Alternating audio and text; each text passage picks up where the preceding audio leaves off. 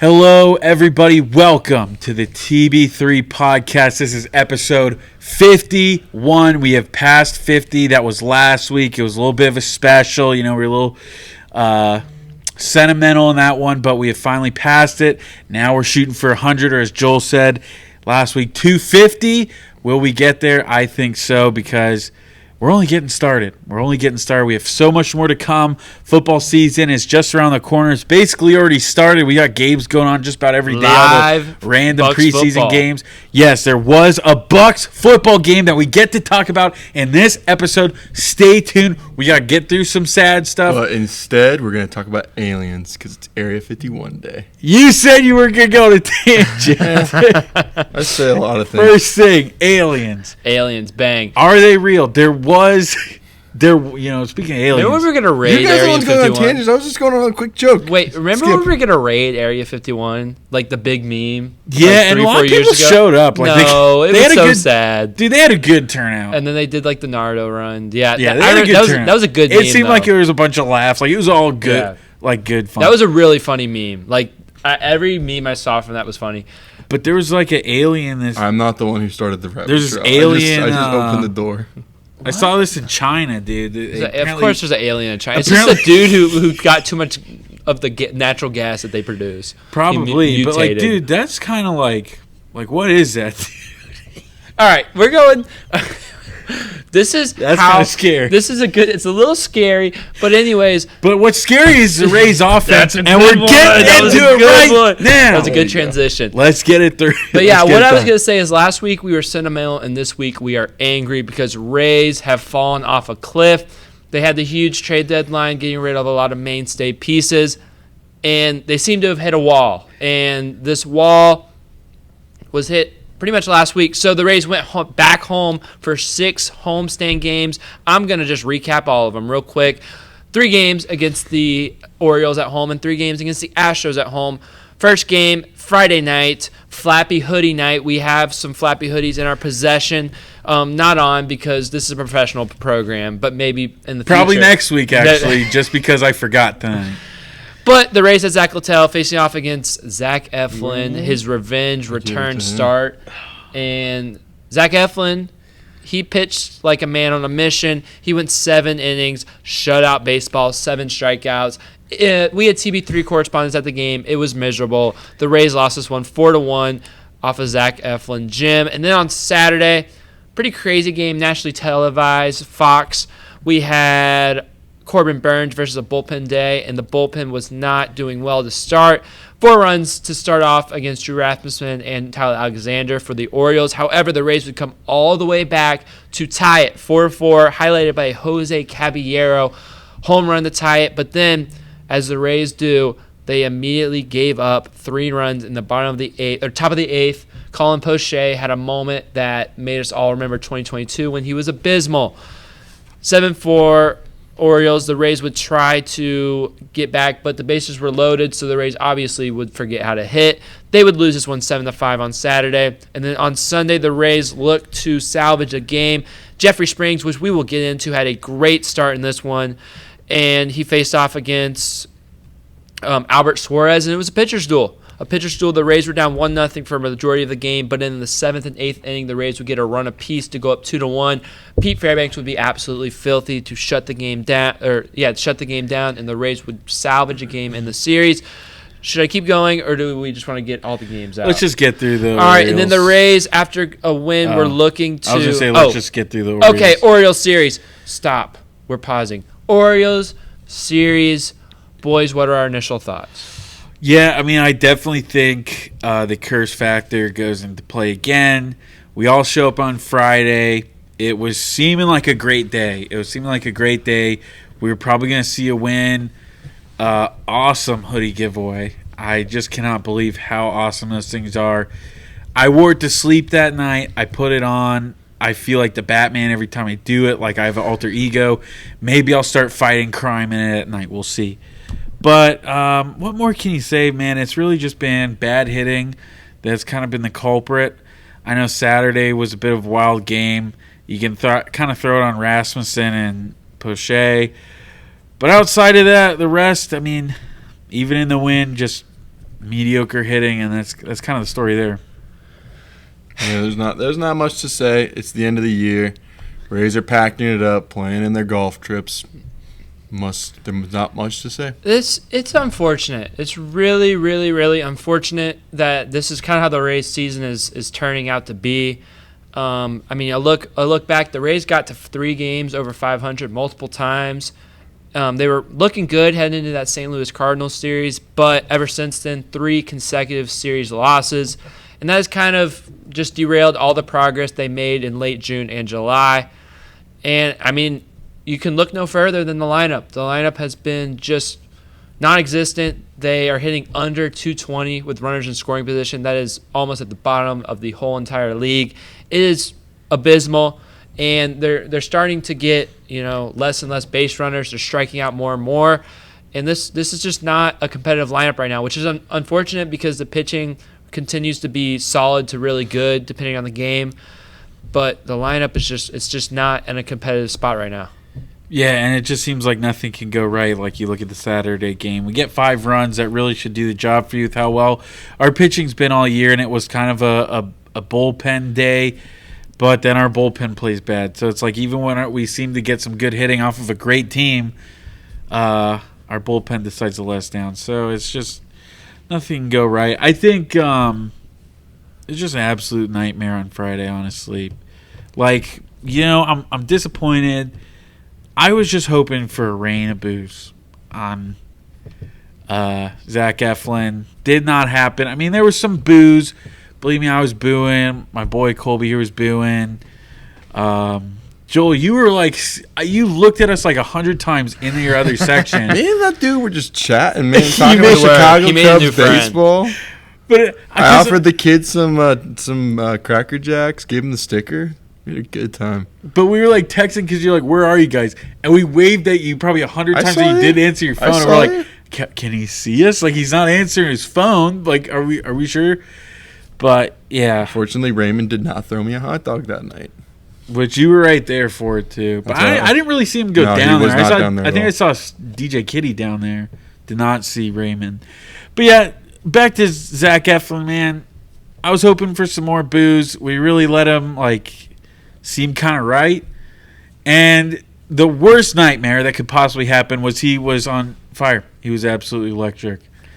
And you hate to see that. You really hate to see that. You wish the Rays could have gotten the best of him, made him eat his words, have a fired up crowd. It's a Friday night. It's a giveaway. There's a lot of people there, but it was just kind of everybody seemed uninterested, and I was a little disappointed in the home base. You went 7 innings, 4 hits, 1 walk, and 7 strikeouts. I know, and that stinks. Mm-hmm. That stinks. It was his best start ever in 2024, at least. I mean, he had some starts like that early on last year, but it's his best start in a long time. And it's unfortunate. It's just kind of easy for a starting pitcher to get in a routine and a rhythm with this Rays lineup. I mean, he was just navigating it pretty easy. And like we kind of talked about last week, the at-bats were just not competitive. Again, too much striking out. I mean, I'm looking at this. No one on the Rays in the last 7 games has more walks than they have strikeouts. No one even has an equal amount of walks to strikeouts.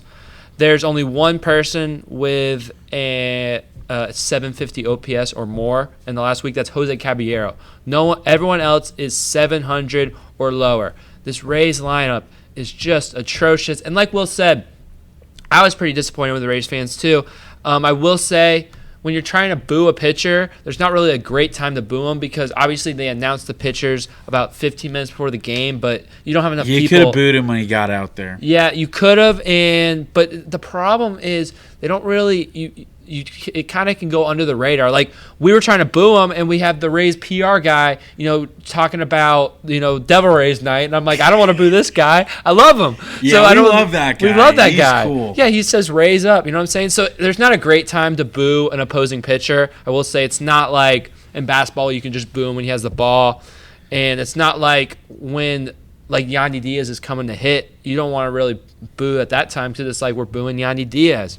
And I love Yandy Diaz. So, and obviously at the end of the day, if Rays had more passionate fans, because like Will said, pretty good turnout. People were obviously excited for the giveaway.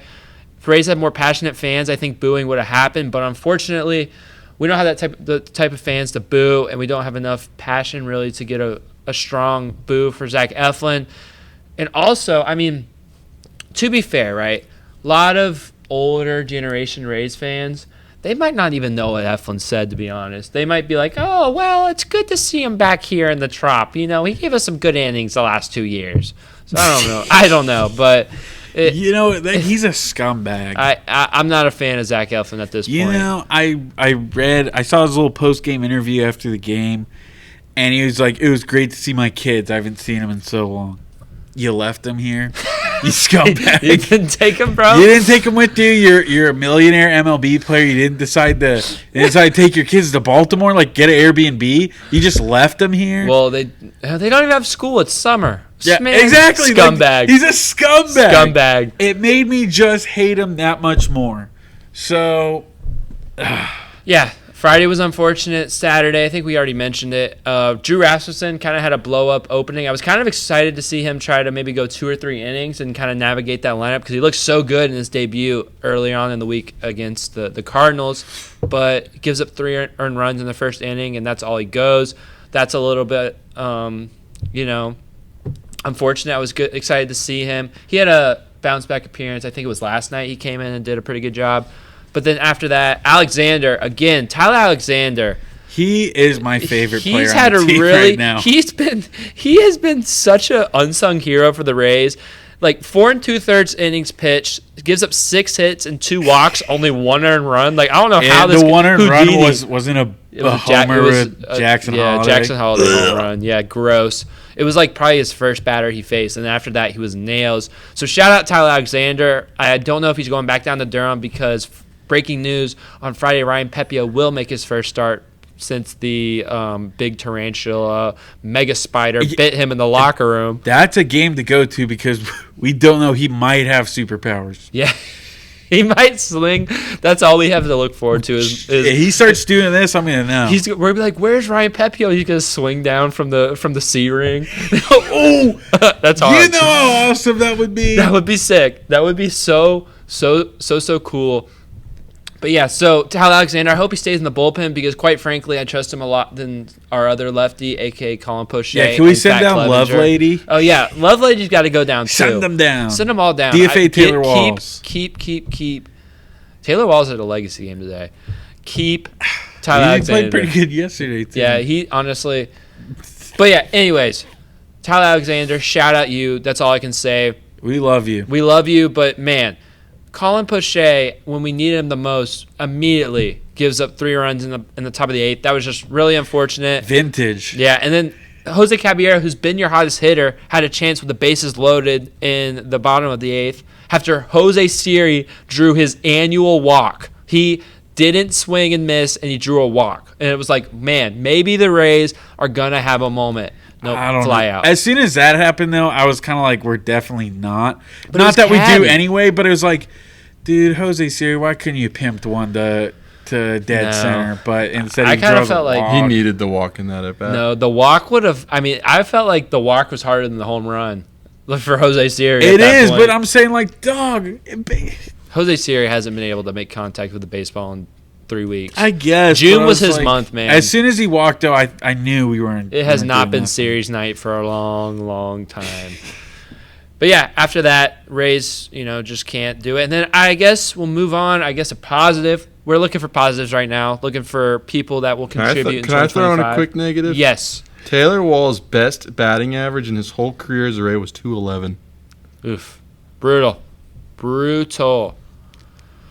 But for some reason, we're keeping him around forever because Kevin Cash loves him. They throw it in on the radio, especially. If I'm listening on the radio, like every game now they throw it in like Kevin Cash still believes that this guy will figure it out and hit. And it's almost like they're saying it as a joke at this point. Like they say it every game. Honestly, Andy and Neil are pretty fed up at this point. You can tell. Everybody is. Yeah. Everybody is. I haven't listened. I don't know about Dwayne. He's just awesome, and he's getting up there. But, like, dude, Mark Tompkin, that man is done. That man is fed up with the team. Brian Anderson's always quippy. Yeah. So he's been quippy. And then even Doug Wechter seems deflated. He's upset. And when Doug Wechter's deflated, that's a low point as a Rays fan, honestly. It is. It really is. But we're going to talk positives, and that's Jeffrey Springs. Jeffrey Springs in his first 2 starts did not look great. I think his biggest issue was command. He was getting in bad counts, and the long ball was kind of biting him. He had given up 3 home runs in 2 games. But in this game, he did give up a home run, but it was a solo shot, and other than that, he was spectacular. 5 innings pitched, 6 hits, 1 earned run, 0 walks, and 8 strikeouts for Jeffrey Springs. And I think it was all about his off-speed pitches. He was able to locate his fastball and get in good counts, and then his off-speed, his changeup, and his slider looked as deadly as ever. This is the Jeffrey Springs that we're accustomed to in 2022 and 2023. And if anything, I'm just excited to see guys like Springs and Bradley and Rasmussen and Pepio. I'm excited to see them pitch, even if they're not going to get run support, because they do have electric stuff. Yeah, and I was never worried about Jeffrey Springs. There's a lot of fans on the show and a lot of the media, writing them off already. It's like, dog, he hasn't pitched in over a year. April of 2023 is the last time he was on the mound, and so he got roughed up his first couple starts. I wouldn't even say he got roughed up that bad. They weren't the best, obviously, but I just said wait and see. Just wait and see, guys, and he finally turned it around. And even then, I wouldn't say this was his greatest of great start. This was a lot better, but the best is yet to come. So I think we're totally fine with Jeffrey Springs, and I think he'll just get better and better as the year goes on, as the year wraps up, should I say. Yeah, the stats on this Baltimore start were awesome. 8 strikeouts in 5 innings. I'll take that. Yeah, I think it's important to remember. I think there's a guy that we're going to talk about. Obviously, Taj Bradley has still not thrown a lot of innings. We saw what he could be. He's kind of fallen off, but it's good to see. It's going to be good to see. These at this point are not really meaningful baseball games unless the Rays go on a crazy run. So it's good to see these pitchers kind of pitch out of their duds and their ups and downs. A guy like Shane Baz, who we're going to get to, had a pretty nice start against Houston. This guy has barely pitched any major league innings. So it's good to see these pitchers who are a little bit inexperienced, even though they've been around. They've just been injured for so long that they don't have the type of major league innings that we kind of think they do. And these ups and downs in these games that aren't really mattering at this point could be very valuable to the way they start and they play through the 2025 season, in which games hopefully will matter the whole time. So that's what I'm looking for. I think, Dylan Carlson's been good, but pretty good for the Rays lineup, which is still pretty mediocre. Yeah, he's had some pretty good stats. He drove in a couple of runs against his former club on Thursday, so that was pretty exciting to see. I don't know if we really mentioned that game, but yeah, a couple of runs. He gets good for him. He gets a Chris Paul home run off the ring in the game we were. That was a crazy. Oh my god, that was crazy. I still don't think that was a homer. It was because it had to have been because it definitely hit C-ring. If you've been to the Trop and you don't know about the catwalks up there, there's specific rules for when one hits it, and from lowest to highest it goes D to A, D ring being the lowest, and that thing hit C ring for sure, 100%. And I don't really know if that's a home run. I don't know if that's a home run in other ballparks, but when we went to the game against the Mets, and I think it was Jeff McNeil who hit Brett Beatty. Was Brett Beatty? Brett Beatty hits one. That also hit C-ring. Sorry, they called a home run. And at the time, I was like, I'm pretty sure it's a pop-up. I thought that was a D-ring. It was C-ring. I got to watch that back. It was almost like the same thing. That's the thing. But I always thought it was just a D-ring counts as a home run. I thought everything else was like but both of those balls landed in fair territory over the fence. So I think the C-ring might just be in play. It is. I didn't know that it is. So, but it's not an automatic home run. It's just in play, and that's just where they landed. Yeah. Neither of them went over, ricocheted out. It was weird. Yeah, it was weird. It's I really loved fun. it too. It was like the highlight of Friday's game. And we're all just and I just love the commotion. Everybody's doesn't know what's going on. Yeah, but it's exciting commotion. We're sitting there review it, please. We're we need this, Kevin. Guys. We need this run. We can't get shut out. We need this Chris Paul home run. Before we move on to the Astros, I just want to say that the Rays have a 2-8 record this year against the Orioles. If you guys don't remember, just a few short years ago in 2021, the Rays were 18-1 against the Baltimore Orioles. And ever since then, it kind of feels like the Orioles have turned that on their heads. I mean, the last couple of years, they beat us in the season series last year. 2022, I think, was split right down the middle. I think one team was probably 10-9. So definitely need to get back to playing good against the Orioles. 2-8 is just unacceptable. I know the Orioles are one of the better teams in baseball, but a 2-8 record against someone is unacceptable. If it wasn't for the Sunday win, we wouldn't have had any wins at home versus them this year. Yeah. One win in Camden, one win at the Trop. We still have one series against them. And also another note is the Rays this year are 17-23 against AL East teams. You know, you look at, they're only 2 games under at this point, 59-61. So they're 4 games over against the rest of the league, but 6 games under against the AL East. This is not, you know, what the Rays typically do. Usually they kind of feast on in-division teams. And I just say even this year we played a lot better against divisional teams in most of the games. You know, the Orioles have been a little different, but the Yankees, we put up a lot of runs on them. The Red Sox earlier in the year we played really well against them. Toronto. Yeah, we did get swept in the Tropicana Field against the Red Sox. That's hurting our really stunk. I think that's like the biggest thing is getting swept by them, because before that we were owning Boston. Yeah. Now we just messed around and got swept for no reason. Yeah, it kind of feels like against AL East teams this year, we just haven't been able to finish the job in games. You know, I think I look back, 2 series in Toronto, feels like we could have swept both those series, and you lose the one game that you really couldn't. Danny Berger's legacy home game. run, and then while we were filming, and then that other game where we had the 2 errors in the game against Jason Adam, and then obviously getting swept. And if I recall, those games that we get swept against Boston were really nail-biting games. They were just games that were just messy in all facets of it. So that was really unfortunate. And then even you look back, I mean, that Yankee series right after the All-Star break, if you take 3 out of 4, this may be a core of Rays that are still together instead of traded at the deadline. And even, like we said, that last game was a must-win, and we got embarrassed. It was 9-1 or something. That was a bad game. So just haven't been able to finish the job in games against the AL East. Really unfortunate to see from the Rays. This is just not what we're accustomed to seeing. I think 2024 Rays is just really not what we're accustomed to seeing at all. Still a lot of sloppy baseball. You know, I've seen this team get thrown out and picked off more than I've ever seen any Rays team ever. The defense is not at the level that it needs to be.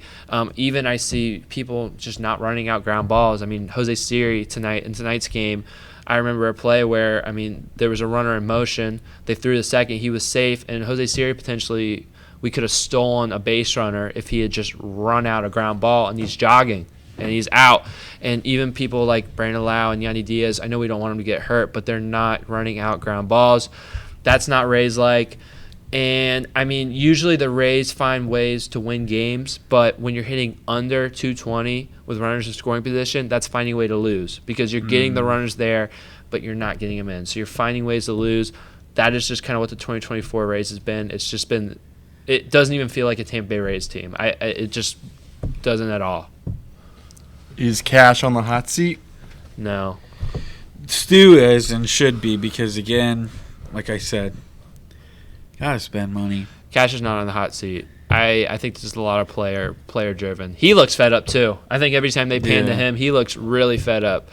And he's kind of ripped into people in press conferences too, like just straight up saying they have to have better approaches. So I would say Chad Mottola is on the hot seat, but not Kevin Cash. Mm-hmm. Houston? Yeah, let's get through Houston quick, because this was a terrible series. Yep. So this was a sweep from the Houston Astros. First game, Monday night. Taj Bradley had another mediocre start. He would give up 6 earned runs and not even go 5 innings, and the Rays would lose this one 6-1. Framber Valdez would cut through the Rays' order like a knife, and then the game started to get close. On Tuesday, this was Junior Caminero's 2024 MLB debut, and the Rays started off. They got a 1-0 lead, looking like a little bit of excitement. Junior made some really nice plays in the field. Defensively was a good sign to see, because that was, coming up, that's his weakness coming up as a prospect. But the Astros would score 3 unanswered runs to make it 3-1. But then in the bottom of the 8th, the Rays looked like they might break out and get a big hit. Brandon Lau ropes one down the right field. Oh, and it's stopped by Junior Diaz at first. The run would come home, but the Rays would not get any more. Christopher Morel does not know how to hit a baseball ever since those first 2 games as a Ray. And the Rays would lose this one 3-2, a nail biter. And then tonight's game, I was just there. TB3 correspondent Colby was right there. Went with a couple buds and my brother Luke, who's been on the show. And this one was another pitcher's duel. Zach Littell and the bullpen were fantastic. Through 9 innings, the Rays only gave up 1 hit. However, that was a solo home run to put the Astros up 1-0. In the bottom of the 8th, the Rays straight up manufactured a run. Taylor Walls would be safe on a ground out by Yanni Diaz at home. Great slide by the man. 1-1, went into extra innings. 2 outs, 2 strikes. Mauricio Dubon would get an RBI single to put the Astros up 2-1, and the Rays would not be able to move the base runner over in the bottom of the 10th against Josh Hader, and they would lose this one 2-1 to get swept at home by the red-hot Houston Astros. Yeah, I mean, this one's annoying. Very frustrating still. The Astros are coming in hot. I want to say they had won 4 straight before. This is 9 in a row after tonight's game. This would be, they've won 6 in a row before they get into this Rays series. But we've just seen this team recently in Houston. We take 2 out of 1. We expect something better than this. We expect something way better than this. And I know you can't really blame the first game too much on the batting. Taj Bradley did not pitch well again. That's about 3 straight starts he's pitched very poorly. But again, it all comes down to the bats. I guess Kikuchi owns us. You guys want a fun little fact about Taj Bradley right now? Against the Marlins, he gave up 4 runs. Against the Cardinals, he gave up 5 runs. How many runs do you think he gave up to the Astros? 6. So, if Next our game math is 7. is correct. No. He stops it the next game. If anybody out there is betting, I'm just throwing it out. Yeah, it's just a little frustrating because I think kind of the biggest knock on him I had last year was he would give up the long ball too much, and we did not see it. I mean, go back. I mean, think that's what, June 6th, I want to say off the top of my head, he gives up 9 in a game, 9 earned runs. But ever since then, he's had like the best ERA in baseball, longest earned run, not giving up an earned run streak, great whip, a bunch of strikeouts. And we thought, well, he's finally got over that hump. And now we get back to 3 straight starts, and they're looking a lot like last year. So I'm a little disappointed with them. Yeah, I think every pitcher, especially a young one, is going to have a bump in the road. And unfortunately for Taj, this has been 3 games, which has been his bump in the road. I do have confidence that he's going to be able to get back into that July form. And even as soon as his next start, I really do think this is a different Taj Bradley. But the reason he's looking like the same Taj Bradley is obviously, like Will said, the long ball given up. And I think the reason for that long ball being given up is his location on his off-speed pitches. He has not had good command of his cutter and his splitter the last few starts. And people have been able to just straight up spit on a splitter and not have to even worry about it because they have not been competitive enough. And that's been the pitch that, put him over the edge and made him the really good starter that he was, through July and even before July, other than a couple blow-up starts. And then his cutter, he's been leaving up in the zone. The cutter was a pitch we kind of talked about last year that was just, the location was not good, and the location has been good for the most part this season. But, I mean, you look at Junior Diaz, just yesterday that home run I'm pretty sure was on a cutter that was up and in, or it was a fastball. But command and location, like any pitcher, but especially Taj, with off-speed pitches especially, is important because they've kind of been able to sit dead red on heater, which was kind of the same problem he had last year, where his off-speed were just, not effective. So for this next start, I'm looking for Taj Bradley to be able to command his splitter and make it a big threat for hitters once again. Mm-hmm. And then I guess let's go to next pitcher, Shane Baz. Shane Baz, very nice start for Shane Baz. This was on Tuesday, and Shane Baz, his first time ever as a big league pitcher, went 7 innings. He gave up 7 hits, 3 earned runs, 2 walks, and 6 strikeouts. So a really big step for Shane Baz. Him, out of any of the pitchers in the Rays, has the least amount of major league innings. I know he's been around for a long time. He's a part of that Austin Meadows and what's that other guy's name? Tyler Glasnow trade. So it feels like he's been around for a long time, but he has not pitched because of injuries and how young he is, many major league innings. So to get through that 7 innings is a huge milestone for him. His stuff looked good. I was really impressive with his usage of the curveball. He got a few strikeouts off that pitch, got a couple of hits. But for Shane Baz, I think he's trying to kind of find his arsenal. He has 4 or 5 pitches that he uses, and it kind of seems like any given day, only one of his off-speed or breaking ball pitches is working. So he kind of rotates from game to game, using either changeup or he always uses the fastball, changeup or slider or curveball. So if he can kind of get both those pitches working along with the fastball in the same game and work on the command, he's going to be just good and good. But this was a really, really positive sign for Shane Baz, even though, again, he did not get any run support. Mm-hmm. And you think what that could do for this team if some of these pitchers can start getting the run support they deserve, because seven innings, 3 earned runs, you got to do something to help them out. You got to. And again, you just saw this pitcher. I'm sorry. I hate to think like, I guess Kikuchi owns this. I guess he owns this.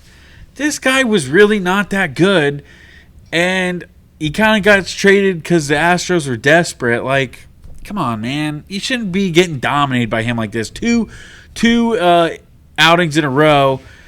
I just find that just so frustrating. And we had him on the ropes at the beginning of this game too. Like, I was in the building and it was like, all right, yeah. All right, the offense is going to be cooking today. It feels good. Like, I even texted people like, offense is good today. And then we got a boring sandwich. The 8th inning super fun. Like, I smelled that Brandon Lau grand slam coming, only for him to hit a ball hard to first. So you had a good sandwich that game though, right? Oh, I did. Nice little segue there. The chicken parm sub at the first base line. Pretty good. What's the name of the place so the viewers can go try it out? It's impossible to pronounce. Just know it's first base line. In the food hall? Yeah, kind of closer to the escalators. Okay. All right. It's a very hard name to pronounce. Ask Doug Wechter. Chicken parm. Chicken meatball parm. sub. You taste so good. All right, we're not doing that. That's a legendary commercial. Shane Baz looked good. Zach Littell looked good. They pulled him pretty early, only 5 innings. Maybe he's kind of hitting a inning limit max, kind of. They're watching his innings, something like that. This was tonight, right? This was tonight. Only 1 hit given up, but it was a solo home run to Jerry Pena. That sucks. The Rays could have had a no-hitter, a 1-0 no-hitter win without that mistake left up to Jeremy Pena in the middle of the game. But it is what it is. Another good start for Zach Littell. He's strung together, a good amount. We were at that game where he started against Eflin. Got really unlucky to give up 3 earned runs. Just a bad missed call and a bloop single. Give a boatload of hits, though, in that game. So for sure. But that's the start before that, I think it was kind of the same thing as tonight, is it was just really that one home run that not tainted his start, but made it from a good start to a great start to a good start. And not a even, great start. I mean, I think, he's been really good recently. Just a consistent pitcher. Can't really say anything more about him. Really good stuff from him. Yeah. I think the other big story of this series in Houston is Junior Caminero. He was pulled up on Tuesday, the number 2 overall prospect in baseball, and then the Rays' number 1 overall prospect. Comes up and he's played third base for 2 straight games. And I guess, guys, what are your initial thoughts and opinions on Junior Caminero? He had some awesome plays. Yeah, great plays defensively, and I know that was kind of the question about him coming up through the ranks, is that was he really going to have that great of defense? And I think he kind of proved that at least in the last 2 games, that he does have MLB caliber defense, making incredible plays. Hitting, it's only 2 games, guys. Even myself, I catch myself being a little frustrated. You think he gets the golden sombrero on Tuesday, and then Wednesday, I know we were there at the game. 1 walk, and then...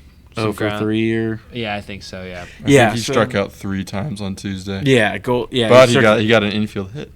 He did. It was an error. 116 miles an hour off the bat. Second hardest hit ball by a Ray in the last 3 years. Wow. Yeah, I mean, you look at him, he's got the potential. He really has the potential to do some good stuff here. Hopefully we can see it translate, and hopefully it's offense. I mean, this is kind of the gripe I've had, though, with the Rays, and call me crazy. Like, I know a lot of people say, and it's kind of been the thing in the MLB, well, let's get these guys up. Our season's over. Let's get them up here. Let's get them some experience against MLB at-bats. And I get that, okay? I understand you want him to see guys like in the Astros, Framber Valdez, Ronel Blanco, a lot of good pitchers. You want to see him get Josh bats Hader. at that. He's seen Josh Hader twice. Yep. You want to see him getting stuff like that. But at the same time, man, I just don't want to put that pressure on him that we feel like he has to be the hero. Just go play your game, son. Go play your game, get better, improve. So next year, #2025, Rays Reborn. The season. I like that. Yeah, I copyrighted, by the way, guys. This is going to be a TB3 hashtag only. If you like that and you want to use it, hit me up. 5 cents a pop. But yeah, Rays Reborn season, I want him to be the face of it. I want him to be the star of the team, the leader, the sole leader of the Rays.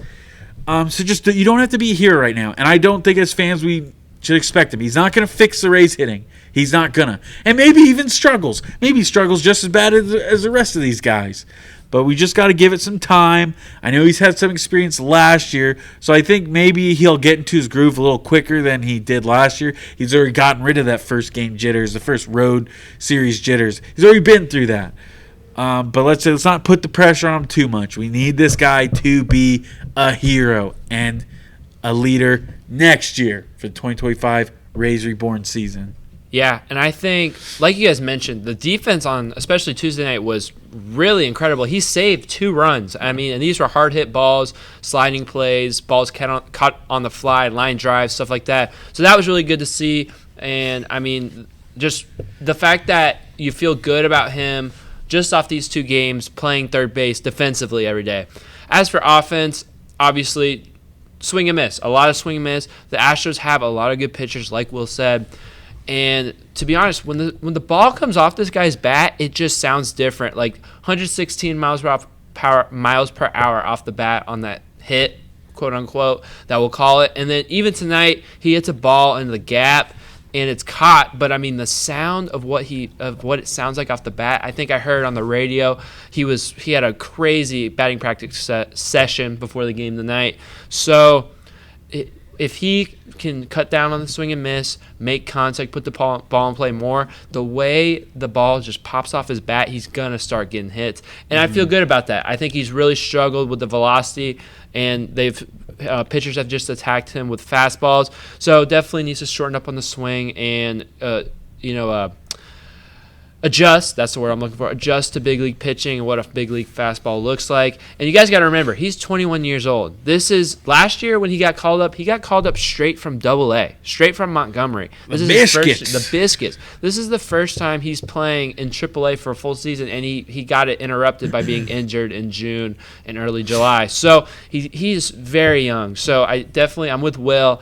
I think don't put all your expectations and call him a bust this early. I think with the way the Rays season looks right now, the pressure is getting less and less on him because at the end of the day, if they called him up a week ago or so, he would have been playing in much more meaningful games. But ever since 3 series losses, it definitely seems like the Rays are, they're at the end of the tunnel. They can see the light for their playoff chance. They can see the light for their playoff Welcome chances. to Cancun.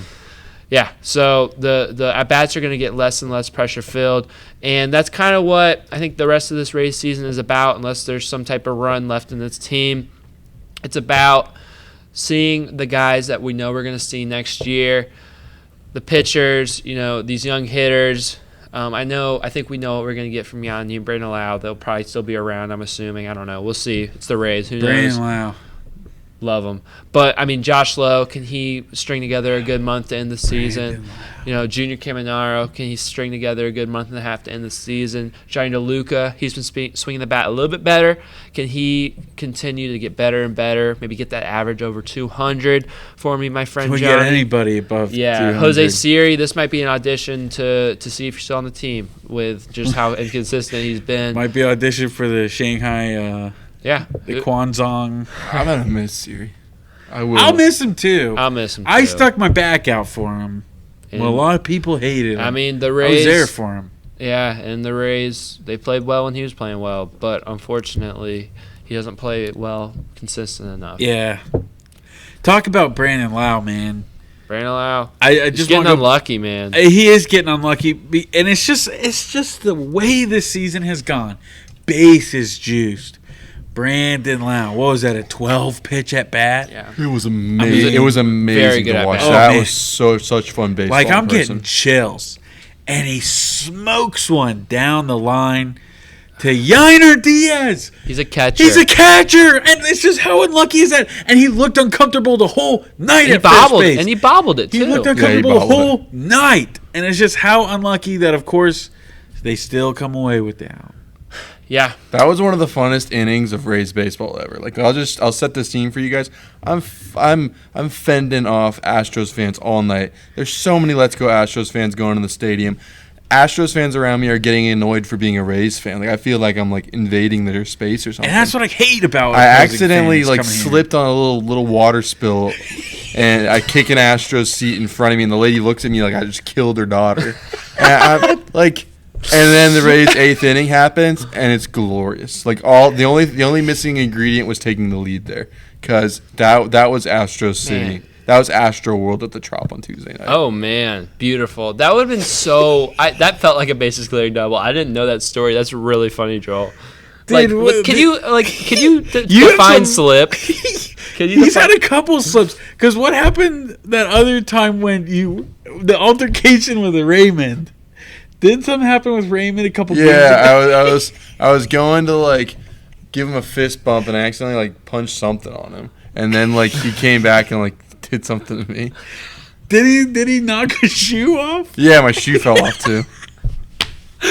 That's crazy, man. You need to start wearing bubble wrap at the Trop, man. I was sitting, like I was trying to adjust my foot, and it like slipped in like some water that I didn't do, and it like kicked the person in front of me. And she looked pissed. Like I was like, "Oh, I'm sorry." And then I moved later on because they didn't like me. That's really funny. Yeah. I guess that's about all we have. I don't think we're missing anything. What do the Rays got coming up? I know they got. Wait. I got my closing thought. Yes. This is sometimes more fun than a postseason run. We're on the spoiler run right now, and being a spoiler is fun. So don't forget to go out to the stadium because we are on the 2024 spoiler quest. Maybe we are. But before. Man, tough stretch coming up. The Rays. That's good stuff for spoiling. Maybe. The Rays host probably the hottest team in baseball right now, the Arizona Diamondbacks, for 3 games in Tropicana Field to finish off their abysmal homestand on Friday at 6:50. T-Pain night. T-Pain is coming to the Trop. And fuzzy bucket hat giveaway, Devil Ray Day, and a T-Pain concert. What more could you ask for in a ball game? I'm going to be there. I'm going to be in box seats. Nice. With the guy with the T-Crass. Yeah, I'm hanging out with T-Crass, man. I'm gonna try to talk business. Maybe we get a little deal going the day with 95.3 WDAE. Maybe we'll get like a Saturday show or something. All kidding aside, I won a contest because I knew Richard Lovelady, or is it Richard? I don't even know. Yeah, it's Richard. Richard Lovelady got the win for us in St. Louis. That was a trivia question. I know that easily, man. Come on. Will knows ball. That's a really good reward for a pretty easy question. Like I had to do some like soul searching for some like fireworks in the past. Their questions, if you listen to their radio show nowadays, their questions are easy money. It's just that people call so quick. But as soon as they said who got the win on Thursday, I was like beep beep beep beep beep. I did it with driving too down 19. Don't call and drive. That's not sketchy at all.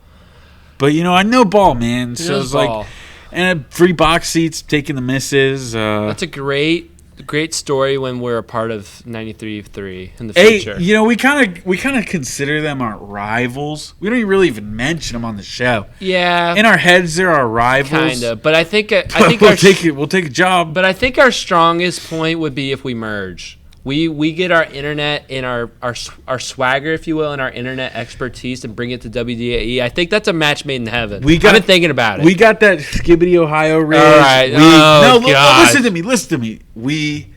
I feel like we're good with social media. Mm-hmm. We cater to the younger folk. I'm not going to lie. We're the young man's podcast. Whoever does their Instagram needs to It's mediocre. It's like not good. It's not bad. Their clips always cut off at terrible times. Yeah, it's just kind of randomized. There's no graphics or nothing. Like We put out a bunch of cool graphics. We got videos all the time. Like, I honestly we can help them. Yeah, match made in heaven, but that's down the road. Still, Barstool's number one. John Boy Media is number one. Get for me in. Do they do football though? Like, I don't want to just become a podcast on the Braves. They do some football. Like, we do football. Yeah. John Boy Tampa. Yeah. They have something like that already. I feel like that's what they're going to go to. I would love that. I would love that too. Friday night, Pepio makes his return. Undecided for the Diamondbacks. Saturday, Jeffrey Springs versus Zach Gallen. That'll be a doozy. 4:10 Faith Day for anyone who celebrates. And yeah, I'm gonna try to get out. I don't know. I might have to show up late to the game and try to just get over there to the Faith section. I think I'm going to every game this weekend. Wow. Yeah. You going on Sunday? Yeah. What's Friday? I'm taking a old friend from St. Pete out on Sunday, and I mean, if we're going to this Ryan Pepio game, like, I'll go. Maybe. Wow. You know, I want to go to Faith. Oh man, I want to go to Faith Day, dude. But I got those tickets for Friday. I don't know if the missus will let me go to 2 games. We shall see. Sunday. So maybe somebody get me a hat. I'll pay you. I'll pay you the ticket. The hat's Friday. No, the Faith Day hat. I want the Faith Day hat. Oh, yeah. Anyways, Sunday, 1:40. Brandon Pfaadt versus Taj Bradley, a good young pitchers duel. And then, boys, I got bad news if you're rooting for Rays win. Why don't we just save it, because I think we're going to film before that. Yeah, that's possible. But what you guys should know is the Rays are going on a West Coast trip. After this homestand, they're going, well, I'll just say it, but we won't have to preview it. 4 in Oakland. Rest in peace to Oakland Coliseum. Last time the Rays will ever play there.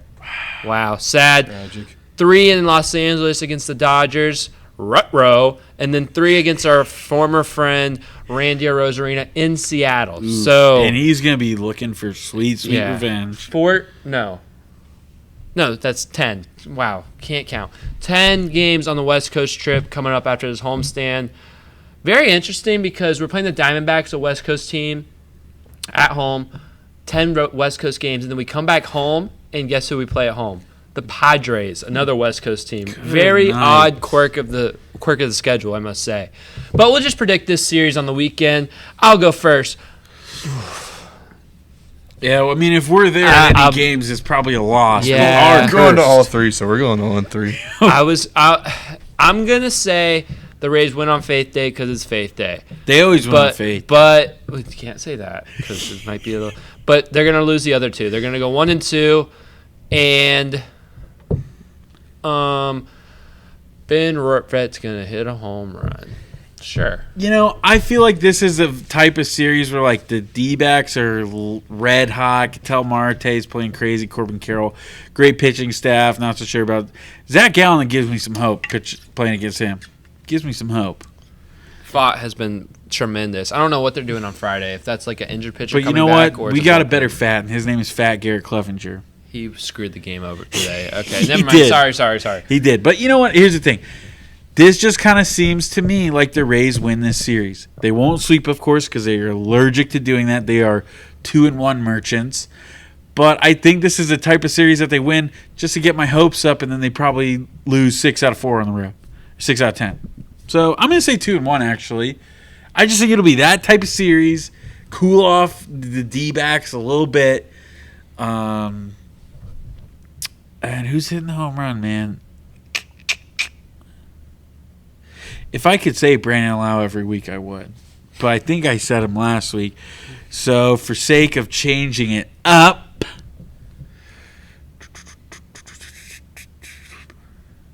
give me Carlson. Carlson's getting it done. He's actually been hitting pretty well as of late. So is Alex Jackson, man. Shout out him. Shout out Alex Jackson. Joel? I'm going to go... I mean, selfishly, I want to take the sweep because I could very well be at all these games. I'll go 2-1, and give me the moral kid. What's his name? Morel. Yeah, give me him. Christopher Morel. But yeah, Alex Jackson, man. Before we get it, 12 games, 2 home runs, 8 RBIs, 267 average. 953 OPS. I mean, not too bad. That's not bad at all. Like maybe he. Shout out Alex Jackson. I will say, build the statue. Joel saying, build the statue. Alex Jackson land in left field. Make it happen. That'd be fun. What I was going to say, though, is Joel is so different than me. He's like, selfishly, I want them to get swept because I'll be at all the games. I feel like say that. You just said that. I said selfishly, I want him to sweep. Oh. Well, You're anyways. words in my mouth. Anyway, sorry. But I do feel like what I was going to say is every time I go to a Rays game and they lose, I feel like a little piece of me is ripped out of myself.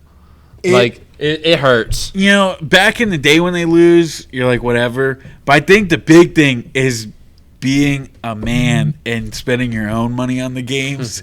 And then they lose and you're like, man, I paid all this money for this. I think that's where it hurts even more nowadays. It just hurts, man. I think because me and Colby have the season pass, I'm like, who cares? Whether they won or lost, I paid the same price at the beginning of the season. Unfortunately, yeah. That's fair. I wish I would have known how bad they were going to be before I bought that crap. Even though I've gotten a lot of games. I've made it work out well for me. I mean, I've got my money back out of it. I have only seen one win so far. I've been to almost 10, I think. You're 1-9? Yeah. I think I'm 4-12 right now. I'm 5-13, I think. I wish I kept my record from last year. I swear I was like 13-4 or something. Like I was so good, man. I was like 12-1 last year. But we got to move on to the other team that played live football. Dun, dun, dun, dun, dun, dun, dun, dun. Yeah, you guys know what time it is when the summer months are starting to get long and the sun's going down earlier. There's one thing that can turn this community around, and that is Tampa Bay Buccaneers football. You got something to be happy about, ladies and gentlemen, because the Bucs are ready to roll. They played a game, and there's some high expectations. Not like some of our other teams in the Bay Area. The Bucs have actually some playoff expectations, especially from us. But they did play a game in Cincinnati week 1 of the preseason. Before I start, does anybody have anything they'd like to get off their chest real quick? Because I'm going to go and I can't stop. All right. It's when the months get harder to spell that football starts. Love that. That's a bar. Go, Will. That's pretty solid. But we get to Paycor Stadium, I believe that's what it's called in Cincinnati. The Bengals got some new turf. I don't know if anybody's seen it, but the turf beads, they don't have great turf like Tropicana Field. Tropicana Field has that beautiful coconut shell and almond junk. It's better for the players' feet. Softer impacts, guys. Probably the Bengals don't have that, but their turf beads are like orange. So I don't know if you guys saw, because I know you were at a game. You're probably watching on your phone. I don't know if you were watching. I caught the first quarter. But they kick up and it would be like orange. It actually looked really sick. Really? It did. It looked so cool. Bengals, shout out to you because their turf was terrible. I rewatched it and I didn't see their turf was orange, or like the beads were orange. I'm telling you, that's cool. Maybe they're mixed, but I know some of them were orange. Anyways, toe hit leather Saturday night in Cincinnati. The Bucs, not a lot of starters out on the field, but the Bengals were playing big, bad, beautiful. He's him. Joe Shiesty, Joe Burrow. He gets his first playoff action or first game action since November 16th of last year when he got injured versus the Baltimore Ravens. But he was playing. He needed some reps, and the Bengals get the ball first. And it was pretty easy for him as they march all the way down the field. 5 first downs on the drive, and they cap it off with a touchdown to T. Higgins to go up 7-0. Then the game gets a little boring. Punt. Bucs don't really do anything on their first drive. Starts with Kyle Trask. Hands it off to Bucky Irving, 4 yards. Then it's another pass to Bucky Irving for no gain. Kind of a screen action. Didn't really work. Then Kyle Trask, 3rd and 6. Goes to Bucky Irving again. You can see how much the Bucs want to use this guy, rookie out of Oregon. But he threw kind of a bad pass. Bucs had a punt. Bengals get the ball back. It's no longer Joe Burrow in it. Joe Burrow is Jake Browning in the game, who he played most of it. But they would have to punt. Then the Bucs get a bit of a drive going. Kyle Trask with a huge 24-yard pass. Gets down to the Bengals the Bucs 47-yard line. Then a couple runs here, and we get to first and goal at Cincinnati's 6-yard line. Kyle Trask runs up the middle, gets 1 yard. Then they get to second and goal, and they hand it off to Bucky Irving. The biggest hole I've ever seen. I think I probably could have run through that and scored a touchdown. All thanks to Graham Barton moving bodies like they are feathers out there. Bucks get a score to tie the game 7-7. Then Bengals punt, Bucks get the ball back. What can they do? They start off the 25, get down the field to about their own 49, and Kyle Trask passes deep, intercepted. Bengals get the ball back by rookie Newton there, but the Bengals are unable to do anything. They punt it right back to the Bucks. Bucks get the ball with 8 minutes to go in the second quarter. Get a decent drive, 53 yards, 10 plays.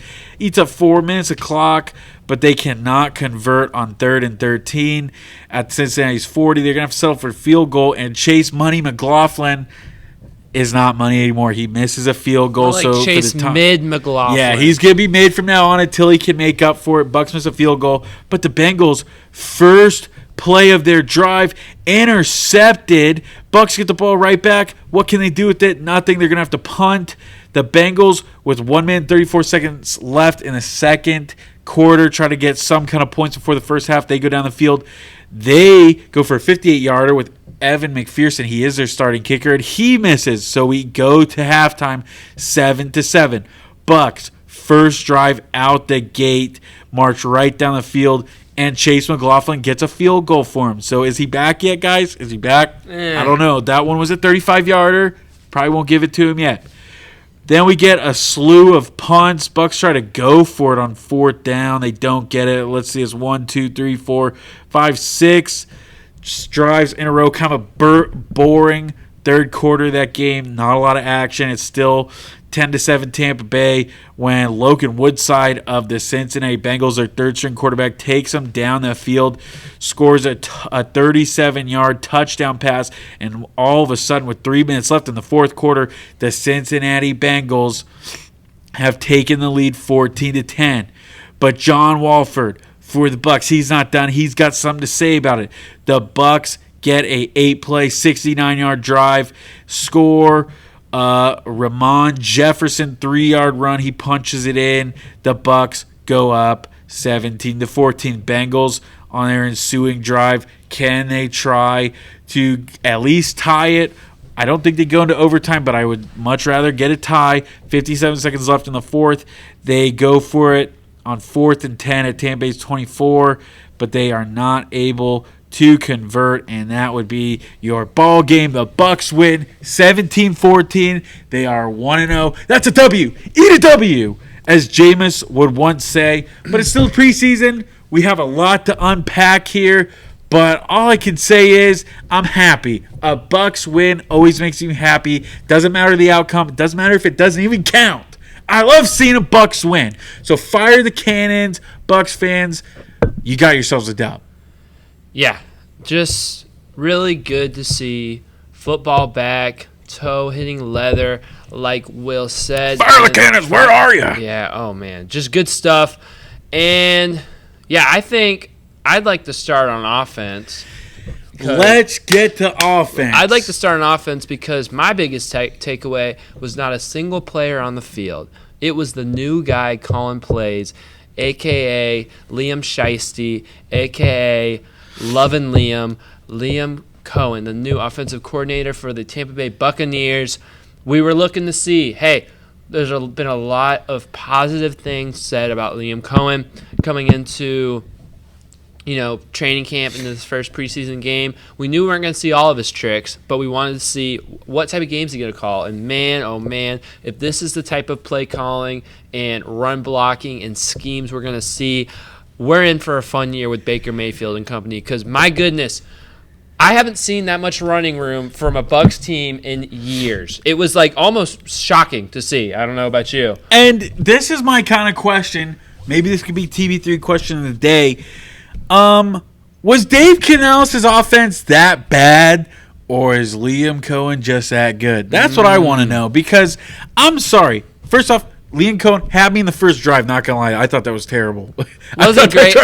Yeah, that wasn't a great play calling. Bengals had some starters in. Bucs clearly did not. So I'm gonna give them the benefit. That third down play was not a good. I don't know if that was on trash though, because I don't know if that was only maybe it wasn't his read. I don't know. It just was. It looked sloppy. Sloppy. Doesn't matter. The rest of the game was actually very good, and I'm super excited. I think the run game was the biggest part of it. That's clearly one of the things we've struggled with the past 2 years is can we get some form of a run game going? I'll throw you off some stats here. Sean Tucker led the day, 10 carries, 68 yards, 6.8 yards per carry, longest of 26. You got DJ Williams, 10 carries, 29 yards. Bucky Irving, 6 carries, 28 yards, and a tutty. Ramon Jefferson, he gets 2 carries, but one of them's a touchdown. 136 total yards, 2 touchdowns with average of 4.3. That is golden, ladies and gentlemen. That is so much better from last year. You cannot underestimate that. I mean, the run game was horrible. And it wasn't even just Canales. I'd say the year before, 2022, Brady's last year, run game was absolutely non-existent. So to see a good run game, that takes a lot of weight off my shoulders. I feel like I can be a little relieved that we'll be able to mix it up a little bit. We can expand the playbook because of that. So that was the biggest positive sign I saw. And it's not just the running backs. We'll get into it, but what do you say about that? It was just good to see. It's like, do that again next week and the week after that and so on and so forth. Yeah, I mean, I love just the design of some of these running plays. I think you get the tight ends and the guards. You get some misdirection, a lot of motion going on. And there's a lot of misdirection, people pulling guards kind of like stunting around, if you want to know that's a defensive term. But kind of the way that the holes were opened up, it wasn't just offensive line going one way and trying to block. It was a lot of misdirection. The running plays just seemed more creative and more just – it was a much better run scheme, and we had the space for it because I think the running backs were impressive. Sean Tucker had a great game, 10 carries, 68 yards, like Will mentioned. Bucky Irvin, I think, it looked really good. So I think the running backs are talented, and it's a talented running back group. Haven't even seen the top 2 running backs for this team yet. But I think the scheme and the blocking was more of the story because these guys had wide open, gashing holes, and it was amazing. And I mean, look, I've been seeing some film from Mr. Graham Barton. He was pancaking and mauling people. Love to see him. He was probably the potential starter that got the most run with the Bucs in this preseason game. I think he did good. The only missed snap that I remember was Robert Hainsey, so I think his snapping was good. Yeah, let me talk about Graham Barton because running backs are super important. I love running backs. You need some good ones who have great ball carrier vision. But let's be real here, chat. You can't do anything without a great offensive line. And we saw it with our own Buccaneers team. We might have found a stud, ladies and gentlemen. We might have found a stud, a future Hall of Famer, a future GOAT talk, maybe, Jason Kelce level, kind of best center in the game. It might be Graham Barton. Let's just go through his stats here from Pro Football Focus. No pressure allowed. Not a single pressure allowed. Then we go to his pass blocking grade. This is from 0 to 100, folks. You know the deal. Anything above C's get degrees, but for football terms, you kind of want to be in that B range. 80.1 pass block grade. But the one that sticks out the most is an 87.3 run blocking grade. And don't just take their word for it. Don't take the nerd stats words for it. You got to watch film because that guy was moving big men around like they were nothing. I mean, my jaw dropped a couple times. I had to scramble, pick it up off from the floor because this guy was just making it look easy out there. Making it look completely easy. I think we found a truly special kid. Yeah, and I mean, you can look no further than just watching the game. The Bucs have not had running holes in the interior of the field like that since Ryan Jensen, the last stud center the Bucs had. So, just so impressed with the running scheme and the interior offensive line, especially Graham Barton. Just so excited to see how he opens up this run game and how that opens up the rest of the offense. Because even as you look at the rest of this game, and the rest of the offense, the pass game was opened up for it. I mean, you look at Kyle Trask in the first half, had a really, really solid first half. Other than the interception, I mean, he was pretty spot on. I mean, 12 for 20, 144 yards, 0 touchdowns and an interception. Really, really solid for only a half of football, I would say. Made a couple of really nice throws. I think the most impressive one was at the end of the first half. He was getting hit, and he dropped one over the shoulder towards the other boundary. Great throw. But I think the majority of the damage he did was on play action. I mean, there was a lot of plays that with such an effective running game, the play action passing and, all of that was even more effective. So I'm just so excited to see how this running game opens up the rest of the offense we saw how it worked for Kyle Trask and Bucky Irving and backups. Imagine what it's going to do with Baker Mayfield and Mike Evans and Chris 100%. Godwin. I mean, I'm so excited to see this Bucs offense in 2024. Yeah, I mean, I don't know. I'm not trying to sound like a hater. Kyle Trask, I'd like to see him play a little bit better because he had some great throws, but he also had a bad interception, another one that should have been a pick. We want him to be the guy. I really don't want this to be a battle with Wofford. So just don't make it a competition. Let's get a better game out of Trask. That's all I'm going to say there. Walford's definitely in the lead right now. I still think Trask. I think Trask is slightly, but it shouldn't be this close. Come on, Trask. Lock in, pal. Do we want to get to receivers? Because I got something to say. Yeah, sure. I found my new favorite Buccaneer. I really did. I know who it's going to be. But you can say it, but I know who it's going to be. Who's it going to be? Is his name similar to a certain boat? It just went. How did you know? Because you like the gritty gym rats. Oh my gosh, Tanner Canoe. Make this guy a Buccaneer right away. I know the Bucs got a loaded receiver room, but this guy, man, 2 receptions, 29 yards. Good returns, too. A couple great returns. Yeah. I love this guy. Love him, too. I love this guy. I mean, don't know much about him, obviously. Eastern Michigan. He was a handsome man in that suit. He looks pretty sharp here. 24 years old. Okay. Dude, just to go off of that. So I was talking ball. I was talking ball the other day with some of my friends. And we were talking about Patrick Queen on the Steelers. And gosh. And I was like, this is so random, but I was like, man, I feel like he's been playing for a minute, right? Like, I feel like that guy's been in the league for a while. I'm older than him. Really? Yeah. Well, I mean, he was 2019 LSU. Yeah, and it just hurt a little bit because I was like, dude, I thought this guy was old. I'm legitimately older than him. Insane. I'm getting close to Unk status. You're low-key Unk status. But anyways, Canoe, man, 24 years old. Show me what you got. I loved what I saw. I really did. I think Ryan Miller played really well. Rakeem Jarrett, it's good to see him still on the team making some plays. Jalen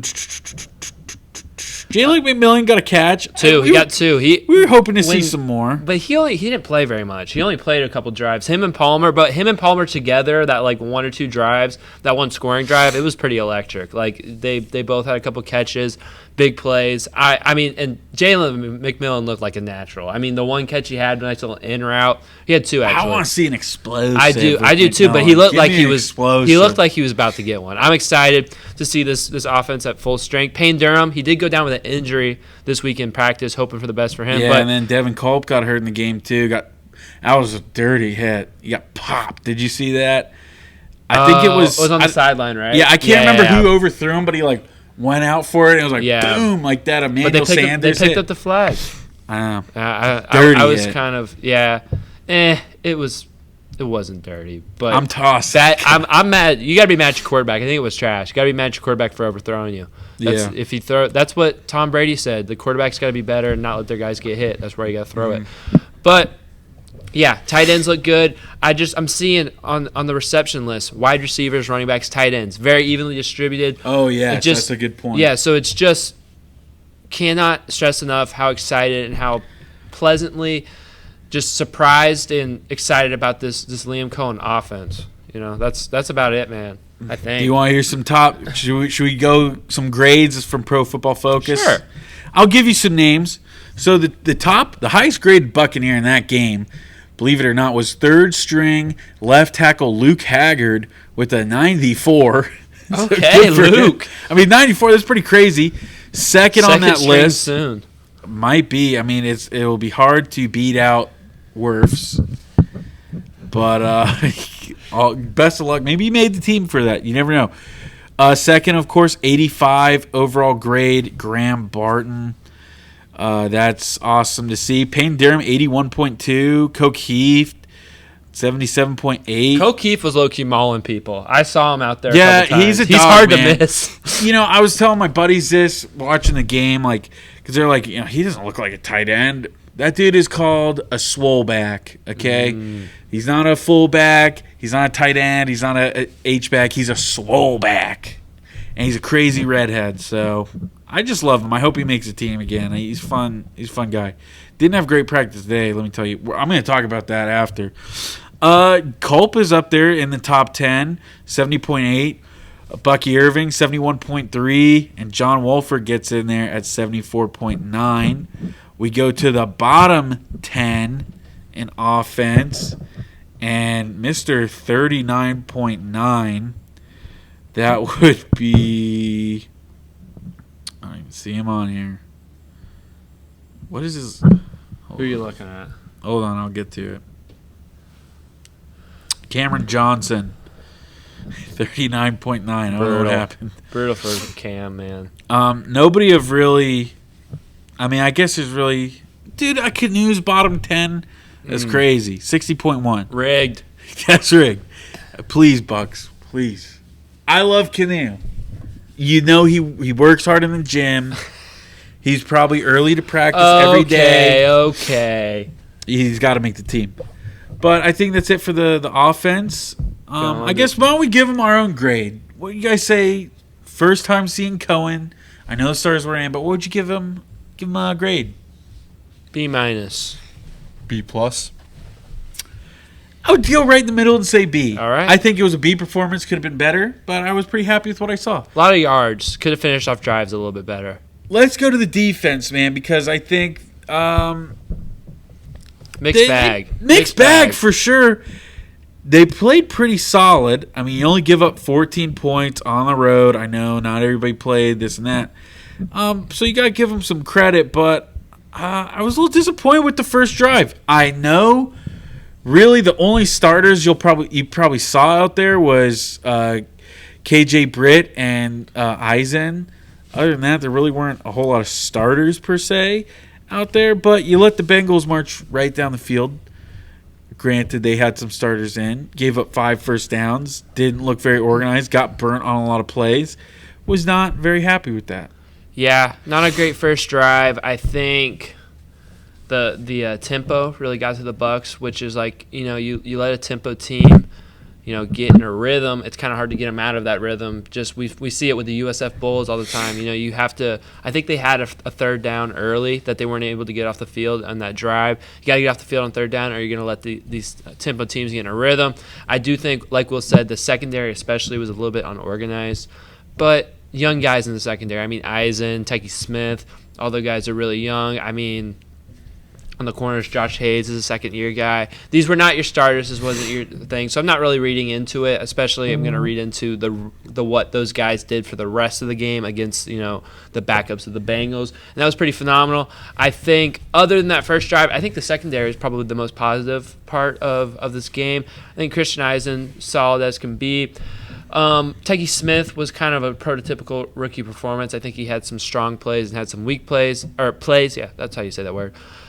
Had a penalty that was pretty detrimental in the first drive, and I think Josh Hayes was kind of the weak part.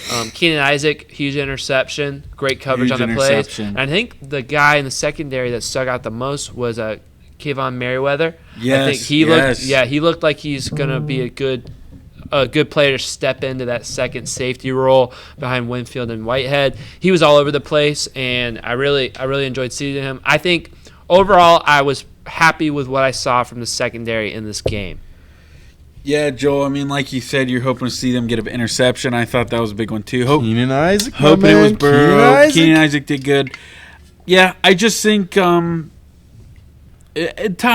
will come. Like, they'll get it together, more reps and everything like that. Minimize getting burnt. Minimize kind of keep throwing out your DBs on an island. I think Merriweather had one of the best plays of the game. Touchdown saving play. Mm-hmm. That was a great play. But yeah, I think again, it'll take these guys some time to gel. But as far as getting kind of burned, I didn't like seeing that. Linebackers, I thought they all played pretty solid. J.J. Russell is a preseason legend, man. Yeah, he always gets a bunch. Yeah. He had, what, 7? Yeah, 7 he was tackles. A leading tackler, yeah. Leading tackler. Britt, when he was in, played pretty solid. Hoping that's going to be kind of the guy, and I think he will be. Jose Ramirez, man, he played. He's about the only one. I think we can get into outside linebacker, but yeah, Jose Ramirez. He was. I was looking. One quarterback hit in the entire game for the Bucs came from Jose Ramirez. Draft pick last year. I think he's definitely. He's not the guy from the Guardians. No, I wish we had that guy. But Jose Ramirez, the Bucs player, did get a quarterback hit, but that was it. No sacks, no quarterback hits only one quarterback hit for the Bucs in the entire game. And that was frustrating. And I think going back to what you said about getting burnt, I think you could attest that mostly to the fact that the quarterbacks had a lot of time. I think the run defense was pretty good for the Bucs, but there's just not enough pressure on the quarterback. I know we saw Braswell, right? Yeah, we saw Chris Braswell. He was definitely in. And like I said, that was my key for the game. I really needed to see some pass rush from Chris Braswell. Not going to lie, I did not see it. He played great in the run game, but that's kind of what we already have in JTS. Not a great pass rusher, but great in the run game. I will say, the way the Bengals system of what they were doing, it wasn't a lot of drop back passes. It was a lot of quick stuff, especially that first drive. So, in general, I think you're not going to get as much pass rush on the way they were calling plays, just the style of what they were doing. And the Bucs defense, for the most part, held. So I do think looking at just sacks and quarterback hits is kind of a deceiving stat just a little bit, just kind of based off what I saw, like the plays that the Bengals were doing and the success of the Bucs secondary breaking up passes and having good coverage. But there were still plenty of times where Browning or Burrow or Whiteside was just kind of, had a little bit too much time. So, and the only pressure I can really remember seeing getting generated was from blitzes. So, yes, which is again, Todd Bowles. It is kind of the issue that Woodside, not Whiteside. Sorry. Yeah, it's kind of an issue that we've seen the last years where we were not able to get a lot of pressure if it wasn't for a blitz. So we need to see that get changed up. Yeah, I mean, you still got time to tweak it. Obviously, did not see JTS, who's hoping for a bounce back. Did not see Yaya Diaby, who's hurt. So, it's not time to panic yet. But it definitely does seem like all the holes have been plugged as of right now, except for outside linebacker, and that is still yet to come. I don't know if we'll just have to see. So, hoping that in-house we can plug that outside linebacker hole with some development of these young guys. Jason Pierre-Paul wants to come back. I did see that. Come on. I'd love that. I'm pretty mad at the Bucs. Dream's over, bud, and you don't have a lot of fingers left. I mean, he's got enough to play some ball. True. I wouldn't hate it. I'm kind of mad. I'm mad Matthew Judon's a Falcon. Would love to see him in the Bucs. Look, I've said all offseason long I'm not afraid of the Falcons. That scares me. That scares me a little bit. Matthew Judon is a dog. Great player, great pass rusher, has been kind of non-existent because he was one of the unlucky players to start with the Patriots when Tom Brady went to the Bucs. So you haven't really heard about him that much, maybe. But he's good. He's a great player, and now we're going to have to play him. So I'm not too happy about it. It scares me a little bit, not going to lie. Yeah, not we were ready to hear some grades here. Sure. Best grade for Bucs defense with 92.6. Can you guess it? J.J. Russell. No, it's not. Keenan Isaac. Yes, it is. Yeah. He's first. Second, Jose Ramirez, 87.5. Merriweather's in there, 76.7. Down goes Anderson. Down goes Anderson. Will Golston. He's in the top 10. KJ Britt, Then we go to the bottom 10. Let's see if there's any kind of notable names here. Where is it? Bottom 10, Kalen DeLoach, 45.8. That makes me sad. Because you know what? I didn't really see him make any bad plays. I'm a little upset about that. Yeah. Hayes, 34.9. He had the worst. Obviously, Josh Hayes definitely sticks out like a sore thumb, unfortunately. Other than that, a lot of guys we probably won't see. I can't really tell you any of these guys, but Kalen DeLoach, it was really sad to see. I am too. Sad. But I think hopefully he'll make the team. It's his first game ever. For sure. Playing in the pros. Move on to the next one. Look at what we're trying to... Or do you want to talk about practice first? Yeah, man. I guess we can tie into it here because the Bucs, of course, have a... Oh, joint practice. Yes. Yeah, the Bucs have another preseason game this Saturday, 7:30 p.m. on the CW. I'm sorry to all you faithful viewers. I told you I was like 93% positive it was going to be on NBC News Channel 8. It was on the CW. I am so sorry about that. They changed it up this year, and I was unaware. I almost didn't know where the game was. I couldn't find it for the first quarter.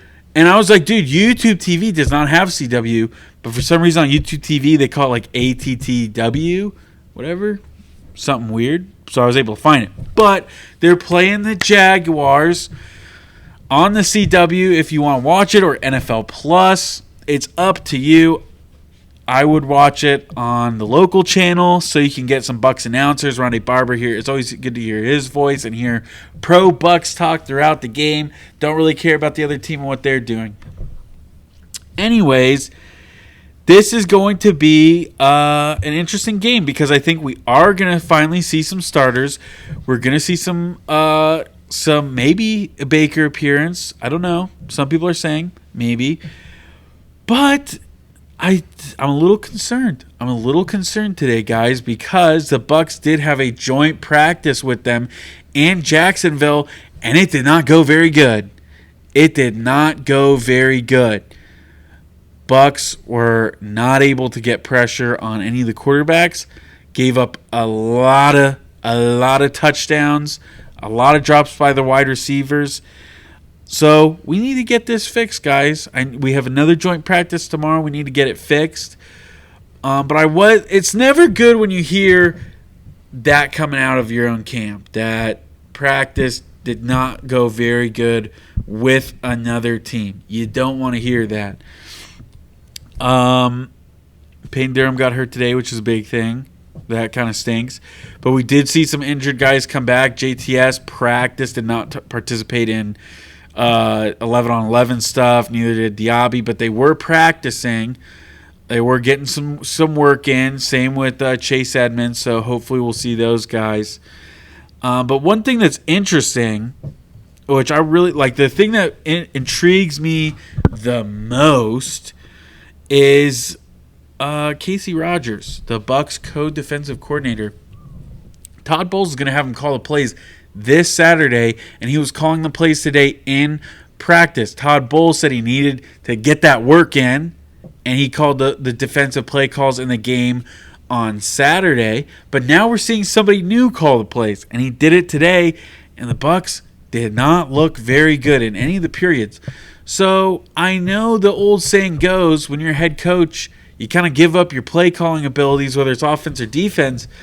But man, are we a little concerned here? Maybe we have to say, Todd, you gotta stay calling the plays, man. Are we saying so? Did Rodgers call the plays this past week against the Bengals? No, that that's was why Todd Bowles. It was Todd Bowles. Too small of a sample size. They practiced today and they look very bad. I understand, but that's too small of a sample size. So we're gonna see it in the game. Yeah, we're gonna see it in the game. Bad days at practice happen. It's a joint practice. The Bucs obviously had to travel, so that's another factor as opposed to the Jaguars playing in their home, practice facility, stuff like that. And I will say the Jaguars are a little bit more tuned up because I did see they had some of their ones playing this past preseason game. I know I saw Lawrence. I know I saw Etienne. So I'm assuming if those guys were playing, a lot of the other starters were playing. So I will say I'm not going to read into it too much because I do think the Jaguars are a little bit more tuned up. I think that it's a small sample size.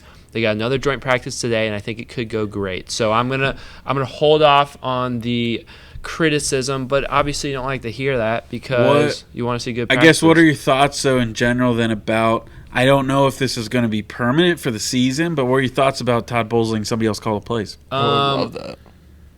You said you love it? Yeah, I would love that. That's part of his problem is that he's got too much going on. So, yeah, like get some stuff off your chest and call some timeouts. I do agree. I do think it would be nice as Todd Bowles tries to become the long-term coach of the Bucs for him to kind of blossom into that, head coach facilitator of everything the Bucs do and less of a defensive specialist. But obviously, you got to see this Casey Rogers. We got to see him successfully call plays. So obviously, you have to put team success first. So if this doesn't work out on Saturday, if it looks abysmal like it did today, I think Todd Bowles has to go back. But if it's decent today, I'd like to see him at least for the last preseason game keep it, and then maybe for a game and we see in the regular season, but it all depends on Todd Bowles. But if this is successful, I think it can make the Bucs that much better of a team having Todd Bowles be a facilitator of the whole squad, not just the defense. Mm-hmm. Another one good thing to point out from that practice, a lot of people were saying this was the Bucs' worst practice of the year, including Baker Mayfield's, but he didn't even throw an interception today. Threw a buttload of touchdowns. If that's his worst practice, man, here we go. It's getting me excited, fired up. Now let's get to the game here because I think we're going to see some starters here. And for me personally, I think we can go around now and kind of talk about what we would like to see from the game. I think we're going to see some starters. Mm-hmm. So what I really want to see is, can this Buccaneers offense keep it going on the ground? Bengals defense, I don't know if they had starters in at D-line, and I wouldn't say their D-line is that great. But if you look at the Jacksonville Jaguars, man, they picked up Eric Armstead in the offseason. They got Trayvon Walker, Josh Allen, Devon Hamilton. This is a solid O-line. And the linebackers are pretty solid, too. They got Aloha Kuhn and Devin Lloyd. These guys are ballers. The Jags have a sneaky good defense. Let's see now, can the Bucs translate that from last week into this week and keep that run game going? On the other hand, on the other side of the ball, it's the same thing again. Let's see these DBs make some more plays because from what I heard today, everybody's getting burnt, everybody's getting torched. And it came a lot from rookie, first overall pick for the Jacksonville Jaguars, Brian Thomas Jr. out of LSU. He was having a heyday with them.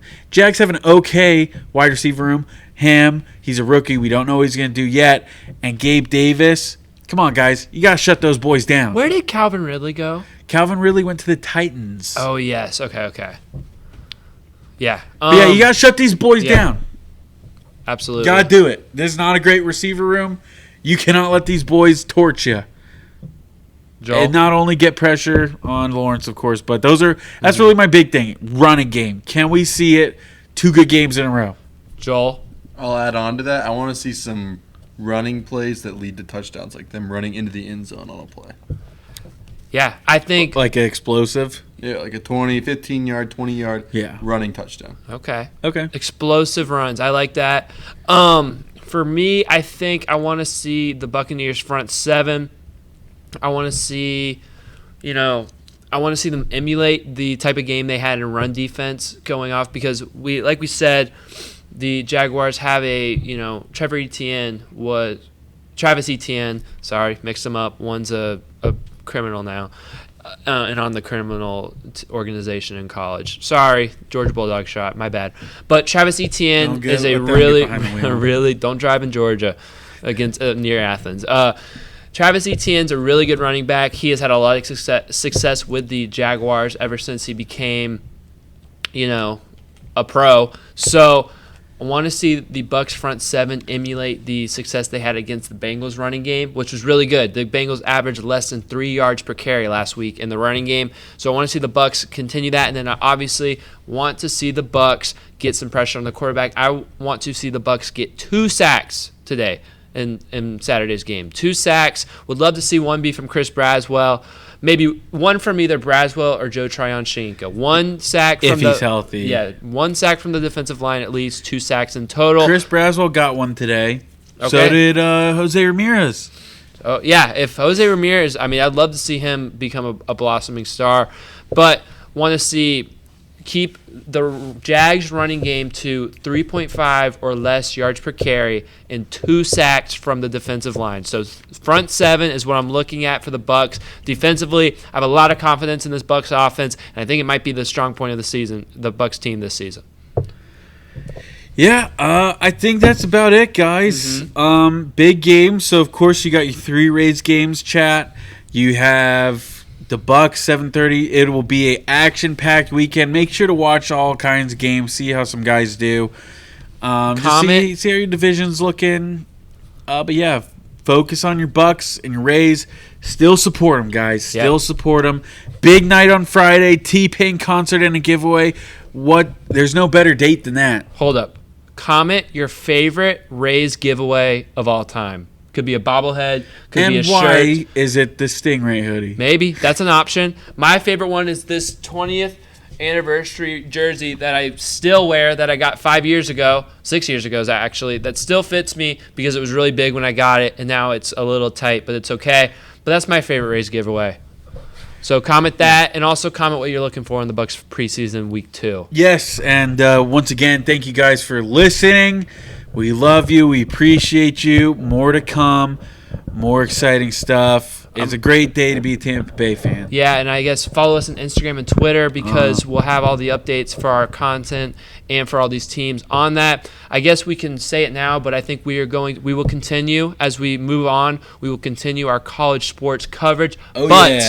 Going on in the future, we are going to try to separate episodes. So we're going to have our college sports content on a separate episode that we'll be releasing one time a week, hopefully.